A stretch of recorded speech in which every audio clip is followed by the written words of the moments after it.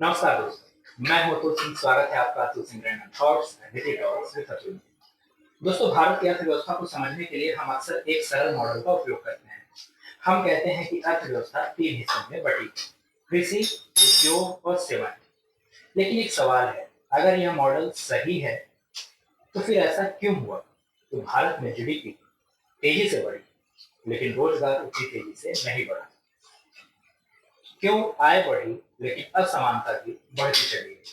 और सबसे बड़ा सवाल, अगर विकास हो रहा था तो फिर आज भी देश में की लगभग 80% आबादी असुरक्षित और अनौपचारिक काम क्यों?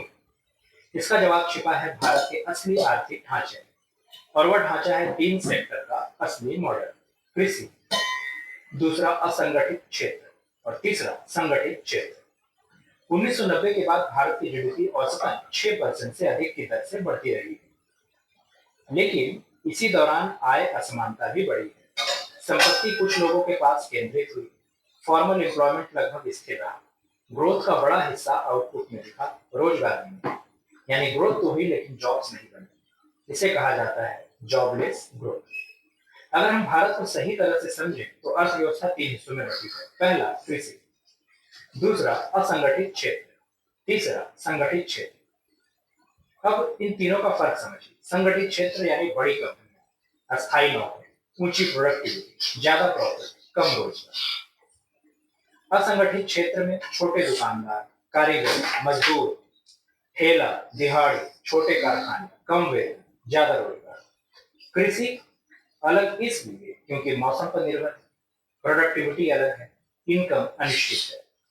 2004 से 2011 के बीच कृषि से बड़ी संख्या में लोग बाहर आए, लेकिन ये लोग संगठित क्षेत्र में नहीं गए, वे गए असंगठित क्षेत्र में, यानी कृषि से असंगठित, न कि कृषि से उद्योग। इसका मतलब क्या है? भारत में स्ट्रक्चरल ट्रांसफॉर्मेशन अधूरा है। इस अवधि में असंगठित क्षेत्र की ग्रोथ लगभग 8.8% है, संगठित क्षेत्र की ग्रोथ लगभग 9.1% है, कृषि की ग्रोथ लगभग 3.8% है।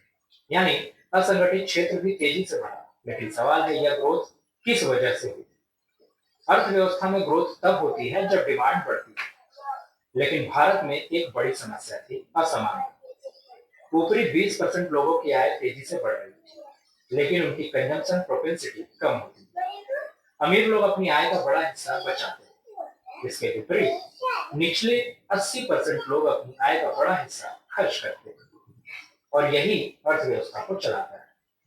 अगर हम कंजम्पशन प्रोपेंसिटी को देखें तो 2004 में निचले 80% का एमपीसी लगभग 0.49, 2011 में यह बढ़कर लगभग 0.56 हो।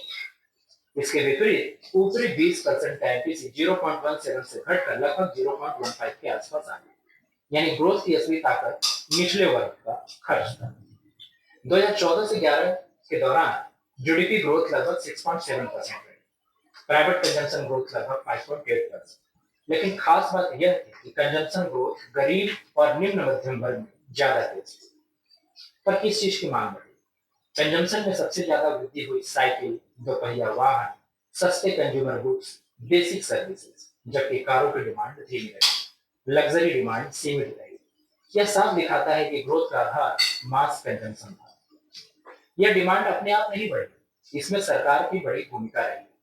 सरकार ने सामाजिक खर्च को बढ़ाया, ग्रामीण योजनाएं चलाई, रोजगार कार्यक्रम लागू किए, एमएसपी बढ़ाया, निर्माण क्षेत्र में निवेश बढ़ा, मनरेगा से ग्रामीण मजदूरी बढ़ी, न्यूनतम आय की गारंटी दी, ग्रामीण डिमांड बढ़ी। डेटा के अनुसार मनरेगा से मिलने वाली आय पिछले 80% के लिए कुल आय का लगभग 4% तक पहुंच गई, जबकि ऊपरी वर्ग के लिए यह लगभग नगण्य है। इसके अलावा PDS, mid day meal, anganwadi, national health mission, right to education, इस योजना ने निचले वर्ग की डिस्पोजेबल इनकम को बढ़ाया है। और जब गरीब की आय बढ़ती है तो वह खर्च करता है, यही डिमांड बनाती है। अगर सरकार 100 रुपये खर्च करती है तो वह पैसा मजदूर तक जाता है, तो वो पूरा खर्च हो जाता है, फिर वो पैसा बाजार में जाता है, फिर उत्पादन बढ़ता है, फिर रोजगार बढ़ता है। इसे कहते हैं इनकम मल्टीप्लायर। इसके विपरीत अगर वही पैसा बड़े इंफ्रास्ट्रक्चर या कैपिटल प्रोजेक्ट में जाता है तो उसका बड़ा हिस्सा मशीन, आयात या प्रॉफिट में चला जाता है। ऑर्गेनाइज वर्सेस अनऑर्गेनाइज रियलिटी देखें तो संगठित क्षेत्र हाई प्रोडक्टिविटी, हाई प्रॉफिट पर लो एम्प्लॉयमेंट, वहीं असंगठित क्षेत्र में लो productivity, low wages, high employment, demand driven growth. Bharat की ग्रोथ का मॉडल यह था, सरकार सोशल स्पेंडिंग करेगी जिससे निचले वर्ग की आय बढ़ेगी।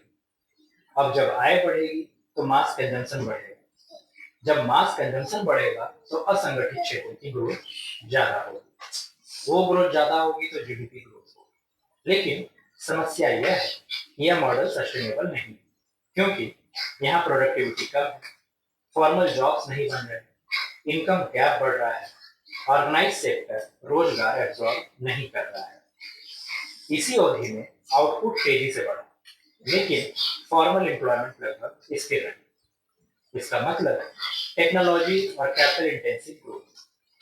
जब इनकम कंसंट्रेशन बढ़ती है तो डिमांड कमजोर हो सकती है, लेकिन इस अवधि में ऐसा नहीं हुआ, क्योंकि सरकार ने डिमांड को नीचे से पुश किया। 2014 से 11 के बीच में भारत की ग्रोथ सिर्फ मार्केट रिफॉर्म्स की कहानी नहीं थी, यह थी सोशल स्पेंडिंग की कहानी, रूरल इनकम ग्रोथ की कहानी, वेलफेयर स्टेट की कहानी, मास कंजम्पशन ड्रिवन ग्रोथ की कहानी। भारत की अर्थव्यवस्था को समझने के लिए हमें सिर्फ जीडीपी नहीं देखना चाहिए, हमें देखना होगा किसकी आय बढ़ रही है, कौन खर्च कर रहा है, कौन रोजगार दे रहा है और ग्रोथ का आधार क्या है, क्योंकि असली विकास वही है जो नीचे से ऊपर की ओर जाए। धन्यवाद।